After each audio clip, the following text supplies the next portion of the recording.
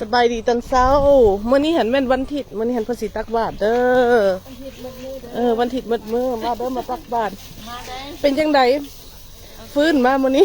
เกือบฟ้าบุฝนฟ้าแล้วผ่านฝนผ่านอันนั้นเด้อเท่านี้มีประสบการณ์หมดปีนี้ฟ้าหลังฝนนะเด้ออย่าอันนี้ก็นักสู้น้ำกันคือกันภาษีไทยสู้ๆแล้วสู้เด้อวันนี้นะสู้เป็นพร้อมกันมือสุดท้ายมือนี้หันเด้อเอาล่ำเอาคักๆมือนี้หันหลังคาพันกระหัวบุ๊บทรมานที่หน้าเขาสี่กลับคืนไปตลาดนัดเขาอยู่บ่กลับไปตลาดนัดเด้อคิดหน้าขั้นนั้นอากาศขั้นอากาศบ่เฮ็ดเวียกอีกนี่ได้มื้อนี้กะเอาล่ำกะซิกเนเจอร์เพิ่นกำลังต้มหม้อข้าวปุ้นเนาะเอาล่ำรายการไม่อย่างก็มีอันนั้นขนมเปาบ่ขนมเปาวะไม่อย่างก็เขาเอิ้นอันนั้นนี่นะอันน่ะซิสมิบอลค่ะน่าจะเอิ้นอยู่ไหนมีทอดกล้วยที่เก้ากำลังสิทอดอย่ามาเอากล้วยแต่เช้านะเจ้านี่ก็ได้เนาะอยากมันอยากอันนี้ก็อุ้มหลานเลาะอยู่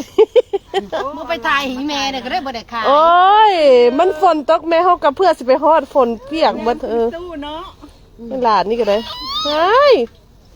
มาเอาตัวไหนดูเพิ่นบ่ทันได้กินข้าวตู้เฮาหันแม่นตัวนั้นเด้อมันไผยังมามื้อนี้หั่นลูกเฮามากินอันนี้ก็1 2 3โอเคเรียนกันอยู่หั่นไอ้เวียงก็มาแล้วมื้อนี้ก็ดนตรีเพิ่นก็สิมาอีกหันยังบ่ฮอดมันคือสิยามยังเมื่อยอยู่หมดทุกคนก็ได้ขั้นฝนตกเขาต้องได้ดับเบิลเวิร์กอีกเฮ็ดเวียกแบบ2 เท่าคนแหละเขาเพื่อสิเก็บอันขึ้นเนาะยันมันเปียกอีกไปจ่ายเพิ่นพุ่นอันนี้โอ้อันนี้เป็นเมนูหัวลามีอย่างนะให้ลายแท้ลูกขับปุ้นบ่เอามีซีนเพิ่นบอกอันนี้ขึ้นนะเมียนไว้โอ้ยเบิร์ดแดวเพิ่นว่าเอานี่บ่ท่านเบิร์ดมาแหกมาแต่เช้าเนาะล่ะขนมฮ้อนๆนี่ได้เลยได้แหกมันเลยเดี๋ยวลำเจ้าเบบี้มาแหกมันขายดีๆเด้อแม่ยังได้เจ้าขายนี่เขียดก้อยขี้เด็กขี้หยังมาซอยแม่สำเนี่ยยังบ่มีเวลาอันนี้แซ่บด้วยนี่ตัวใดอันนี้วะแซ่บบักม่วงบักม่วงแซ่บมันหวานเนาะเอาล่ำไปเลือกเอานี่แต่หน่วยกันเข้าแล้วก็แซ่บเด้เข้าแล้วก็เฮ็ดแซ่บบ่โอเคเบิ่งไปเบิ่งตู้แม่ก็แล้วฮอดคันไหนล่ะจังแล้วสิหาอีกแล้วว่ามันเฮ็ดหยังก็ยังบ่แล้วหันนั้นน่ะบ่าวนั่งกินข้าวปุ้นเลยเด้มาซื้อซอยเพิ่นเครื่องเพิ่นวันมีแต่งามอันนี้ก็ได้ก็ถามเสือนั่นอยู่แล้วกันยังยิบไปแม่โดดไปยังมันช่างใส่แอวบ่เสื้ออันใดเอาเสือตัวอีแม่เมื่ออันเด้โอ้ยเสื้อฝ้ายมันบ่ได้ง่ายแหละเดี๋ยวนี้แล้วก็เมื่อเฮือนทิศนั่นผู้ใดสิไปเบิ่งสิบ่ได้ยิบแล้วเฮาบ่ได้เป็นผู้ยิบเนาะยิบก็บ่เป็นนี่เด้อันนั้นเพชรพ่อยย่าเฮาหั่นใส่คอแล้วใส่คอฟับแท้ได้นี่นี่เบิ่งสิให้เบิ่งเส้น How much mama ji $10 นี่งามอยู่ทางข้างห้านเฮานี่หันของย่าเฮาเพิ่นขายหั่น$10นึงนี่เลยอันนี้กับปลาแขนแล้วก็มีนี่ก็ได้งามอันนี้ก็ได้มาเด้อท่านยังบ่มีโอกาสท่านได้อีแม่ก็ได้เป็นยังไงฟื้นมาแล้วบ่ฟื้นกันบ่คือเก่ายังบ่ได้แนวใดแม่น่าจะเต้นหลายคนเมื่อคืนนี้แว่นตาดำกับบ่ปลดออกเจ้าว่าอันคือมาเฟียนี่แหละจะเห็นบ่มาเฟียโอเคมือนี้มือสุดท้ายเป็นไม่อยากสิเกิดขึ้นแล้ววันนี้หันฝนยังยับอยู่แล้วเบ้านั่นก็บ่ร้องเพลงว่าให้ฟังตัวฟ้าฟ้าเมื่อวานนี้ก็ได้จังเพราะมันฝนตกบ่ร้องเนาะมันเป็นย้อนบ่ร้องอยู่แล้วฝนก็อยากฟังเพลงเด้มาหมดทุกคนแล้วมื้อนี้ก็ได้เป็นไผก็ย่านแต่ฝนนี่แหละมันเงียบมันเอาแออยู่นี่ยังไม่ได้เปิดห้างยังไม่ได้เปิดตลาดเดือนนี้ก็ได้ปิดไว้ก่อนเด็กไอเวียงก็ยังบ่ได้เห็นอย่างน้องไอเวียงเนาะเมื่อวานนี่บัดพันนอนนอนอยู่เฮือนบ่มื้อนี้อันซ่องเบิ่งวินโดว์แล้วมันฝนเศร้าหน่อยนึงเลยกะ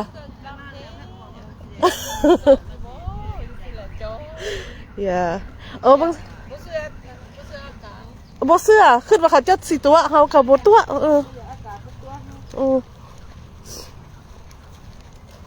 อย่างเลาะหนึ่ง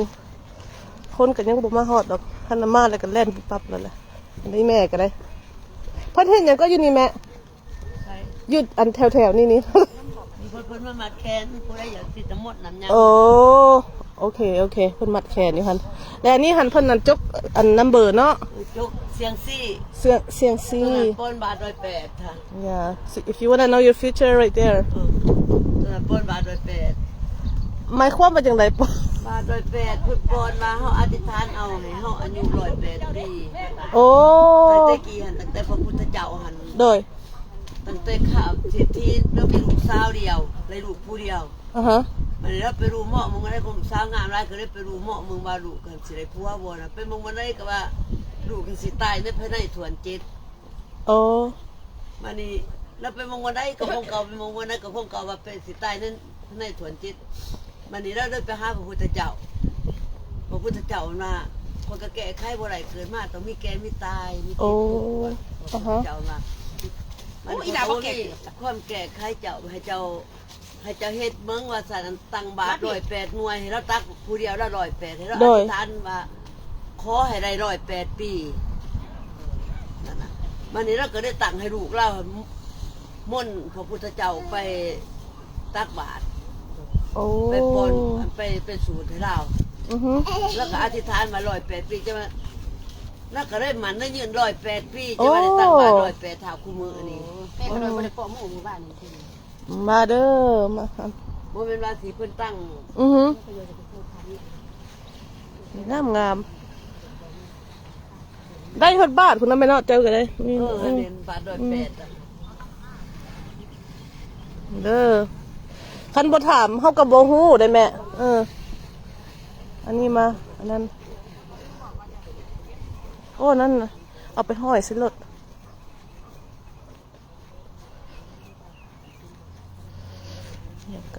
เมื่อวานนี่บ่มีโอกาสมาเลาะเบิ่งแถวนี้นี่เด้อมาอันนี้มาห้อยใส่อันนั้นผักแก้วโอ้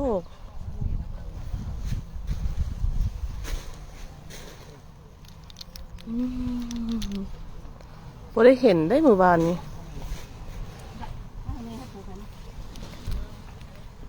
เพิ่นสูตรเลยวันนี้แม่ เพิ่นสูตรด้วย โอ้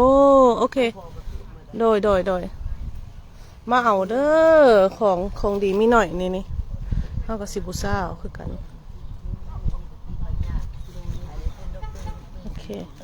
อันที่เพิ่นสิแมันอยู่อันเสิ่งประตูเลยอันทางเข้าหั้นนะมาทางหลังนี่แปะเฟนส์ตรงนี้หันโบ you won't miss it โอ้อันนี้ก็บ่ได้เห็น เบบีล้มโอเคจังเลยสิกลับมาพ่อสิไปจัดเครื่องก็จังเลยเพิ่นสิ Hi my mom's gonna yell at me okay alright I'll see you come to this booth because there's a lot of things that you can do here if you wanna like see your future with those numbers over there and then some lucky charms like they're like necklaces these things are very sacred here อันนี้ก็ได้ okay alright I'll see you later see how it goes today จักสิเป็นแบบไหนแล้วมื้อนี้ก็ได้ครับคนสิมาลงมาวัดหลายอยู่ต้องมาตักบาตรหั่นเพราะว่าอันกำลังเห็นแล้วอันนั้นท่านเห็นคนมาแล้วเขาก็สิไปจัดเครื่องก่อน I'll see you later okay